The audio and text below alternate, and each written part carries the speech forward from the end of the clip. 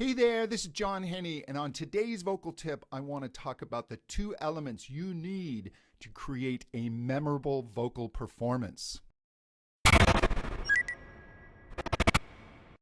In any great vocal performance, in fact, in any great catchy song, there are two elements, the familiar and the unfamiliar. Let me explain.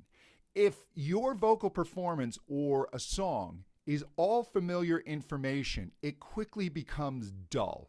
We've all heard singers where, as they come back to the verse and then the chorus, there's nothing new. There's nothing grabbing the ear.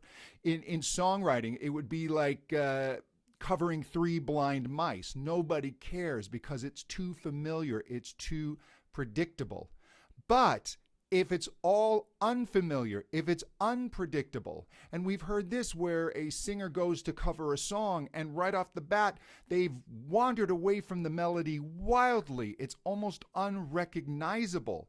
And that is just a distraction. You can't follow it. And in music, when it's just constantly unfamiliar information, you end up with jazz. I'm just kidding. Calm down. Jazz fans.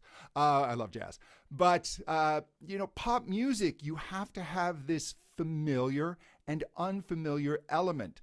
So what you need to do is you need to constantly reinforce what the audience is familiar with, but then shake their expectations just enough that you reawaken their attention.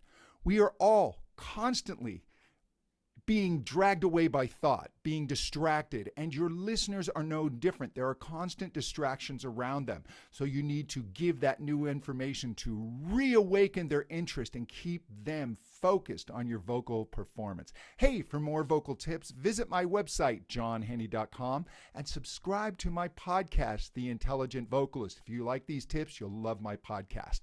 Thank you so much.